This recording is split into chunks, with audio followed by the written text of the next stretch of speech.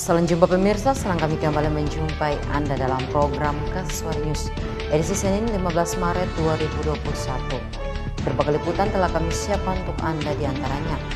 Manokwari mencatat sebanyak 2.772 pasien terkonfirmasi COVID-19. 150 OAP dinyatakan lulus seleksi penerimaan sekolah inspektur polisi. Dua informasi tersebut akan kami rangkai di berita utama kami hari ini mengenai sidak mendadak Kemenkumham PB dan BNN PB ditemukan handphone dan alat tajam. Bersama saya Net Swen, segera kita ulik Kaswar News lengkapnya.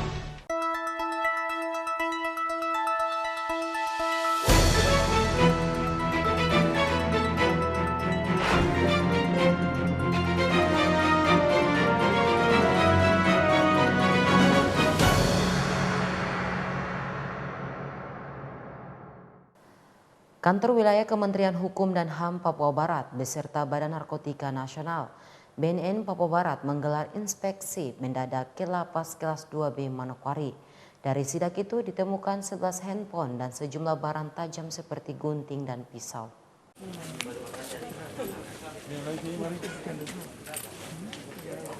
Jumat malam kemarin kantor wilayah Kementerian Hukum dan HAM Provinsi Papua Barat bersama BNN Papua Barat menggelar inspeksi mendadak ke dalam lapas kelas 2B Manokwari di Kampung Ambon sekitar pukul 21.00.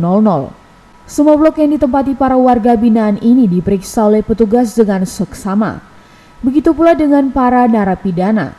Alhasil, sejumlah barang seperti handphone dan benda tajam diantaranya gunting dan pisau didapati di dalam kamar.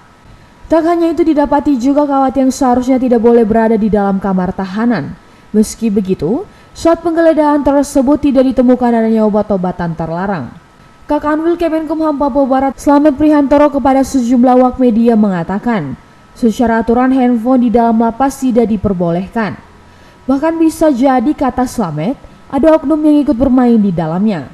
Untuk itu, ke depan pihaknya akan meneliti lebih lanjut atas kejadian ini. Apalagi dengan jumlah handphone lebih dari 2, maka ke lapas Manokwari juga akan dievaluasi. Handphone 11 biji, 11 buah.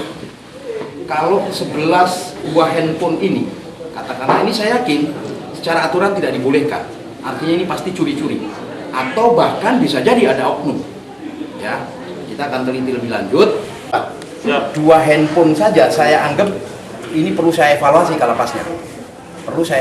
lapasnya. Ya. Sudah, silakan diambil gambarnya. Dan barang semuanya ini nanti akan kami sita dan dibawa ke Divisi Pemasyarakatan Kantor Wilayah Kementerian Hukum dan HAM Papua Barat. Selain itu, Slamet mengatakan barang tajam seperti gunting, pisau maupun cutter dan kawat tidak diperbolehkan dibawa ke dalam kamar tahanan. Meskipun itu merupakan alat yang digunakan untuk keterampilan maupun kemandirian warga binaan. Slamet pun menegaskan pengawasan harus lebih diperketat. Ini jelas tidak boleh ke dalam. Kalau toh ke dalam memang untuk kegiatan keterampilan, ya, kemandirian, namun tetap itu harus terukur, ya, terseleksi, bahkan pengawasannya harus sangat ketat. Ini hanya bagian kecil. Kita lihat di sana ada kaleng-kaleng, ya, kaleng-kaleng seperti biskuit. Itu juga ada manfaatnya. Di samping untuk naruh barang, itu bisa jadi kompor. Ya, kami berdua ini pernah di rutan yang mungkin terbesar di Indonesia dengan berbagai macam cara untuk survival, untuk hidup, katakanlah untuk masak di dalam, karena di sana malah overloadnya luar biasa.